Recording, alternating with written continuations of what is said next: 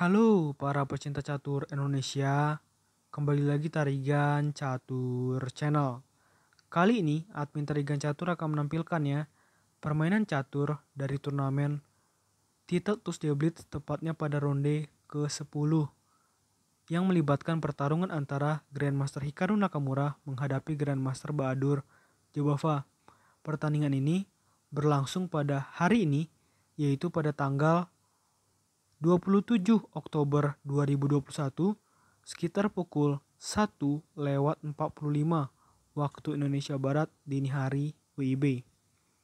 Ulasan singkat mengenai permainan ini adalah Hikaru Nakamura sempat berada di dalam posisi sulit, mulai dari ditekan habis-habisan oleh Grandmaster Bahadur Jobava, terus pertahanan set rajanya rusak, dan bahkan komentator chess.com yaitu Grandmaster Dina Belenkaya mengungkapkan bahwa seharusnya Hikaru Nakamura kalah, tetapi Hikaru Nakamura dengan ketenangannya berhasil menang di dalam permainan ini. Oke, langsung saja kita simak permainannya. Di sini Grandmaster Hikaru Nakamura menggunakan catur buah hitam, sedangkan Grandmaster Bahadur Jobava menggunakan catur buah putih. Permainan dimulai Grandmaster Bahadur Jobava dengan pion E4 dan dijawab pion E5 oleh Hikaru Nakamura, kuda F3 dan kuda C6. Di sini dipilihlah pembukaan Scots Game ya dengan pion D4. Seperti biasa, balasannya adalah pion E pukul D4, kuda pukul pion, dan gajah C5 mengancam kuda putih 2 kali, kuda pindah ke B3 untuk mengancam balik gajah hitam, dan gajah mundur ke B6. Pion A4 dan pion A6, kuda C3 dan kuda F6. Gajah D3 memberikan perlindungan atau support lebih terhadap pion putih yang ada di petak E4, dan pion H6 mencegah agar gajah putih tidak bisa merangsek ke petak G5 yang dapat memberikan ancaman terhadap kuda hitam yang sedang melindungi menteri. Rokade pendek oleh putih, dan pion D6 mencegah agar pion putih tidak bisa maju ya. Dan pion A5 mengancam gajah, lalu gajah mundur ke A7. Menteri E1 menempatkan menteri putih di satu lajur yang sama dengan raja hitam, artinya mengancam raja hitam secara tidak langsung. Gajah menutup di petak E6 dan gajah E3. Gajah pukul gajah di petak E3 dan menteri pukul gajah di petak E3. Gajah pukul kuda di petak B3 dan pion pukul gajah di B3. Rokade pendek oleh hitam dan benteng A ke D1. Benteng E8 dan pion F4. Di sini Bahadur Jobava mengambil inisiatif serangan.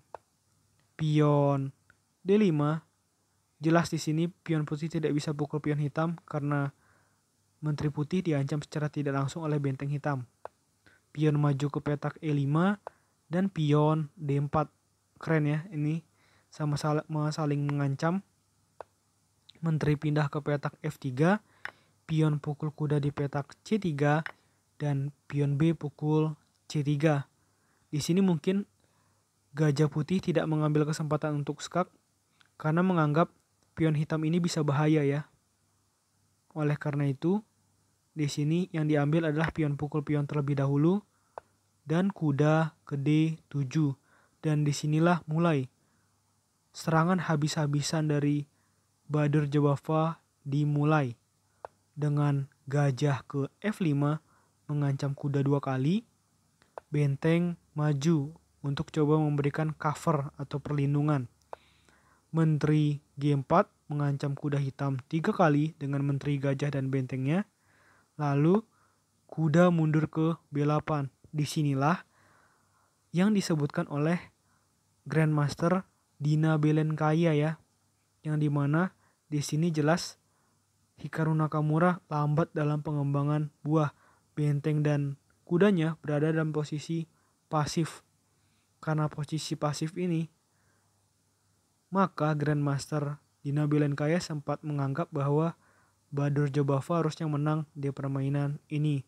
Namun faktanya nanti semuanya berubah dan Hikaru Nakamura bisa comeback.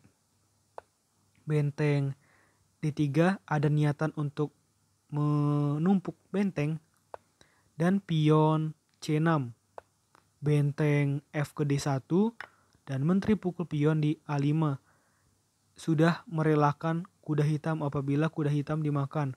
Namun di sini putih tidak mengambil kesempatan tersebut dan pilih benteng G3.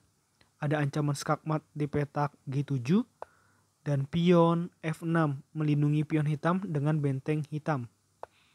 Menteri G6 di sini langkah yang dibilang cukup fatal ya. Dan mungkin inilah kesempatan dari Hikaru Nakamura untuk kembali merancang strateginya untuk dapat comeback. Namun comebacknya itu masih lumayan lama ya, masih mungkin 6-7 langkah lagi.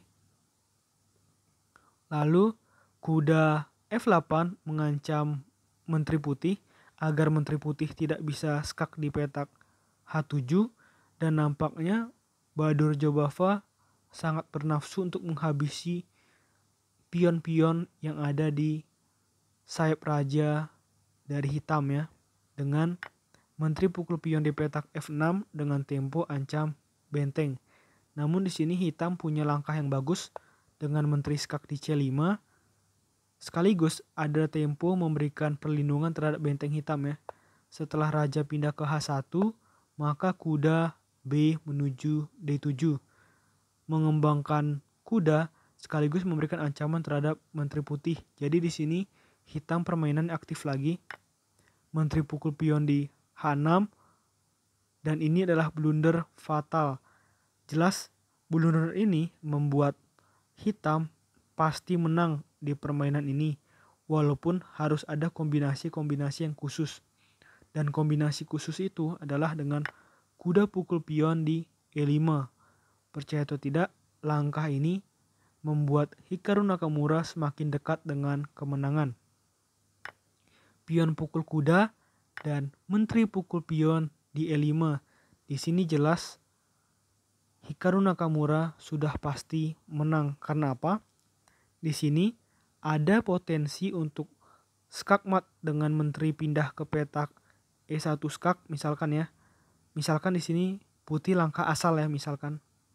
Maka menteri skak, benteng pukul menteri, dan benteng pukul benteng skakmat.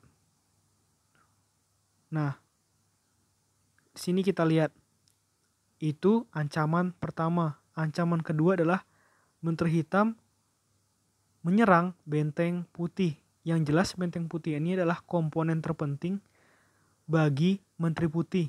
Apabila menteri pukul benteng, maka menteri putih juga udah pasti hilang. Jadi disinilah kesulitannya Badur Jobava sehingga dia jadi kalah. Di sini dengan keterbatasan waktu, Badur Jobava memilih langkah benteng F1 yang memang langkah penting agar tidak terkena skakmat. Maka menteri pukul benteng di petak G3. Jelas benteng putih ini didapatkan dengan gratis. Dan putih juga memilih langkah menteri ke H5.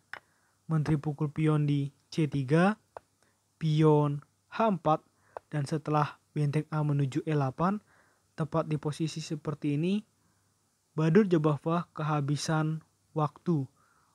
Otomatis, Hikaru Nakamura berhasil memenangkan permainan ini. Dan juga apabila tidak kehabisan waktu pun, Hikaru Nakamura pasti menang ya, karena sudah unggul 1 perwira yaitu 1 benteng dengan jumlah pion yang sama dan kuda berbanding sama gajah. Jadi jelas beda 5 poin yang sangat besar. Oke, menurut admin Tarigan Catur, video kali ini cukup. Nantikan video-video selanjutnya tetap di Tarigan Catur Channel.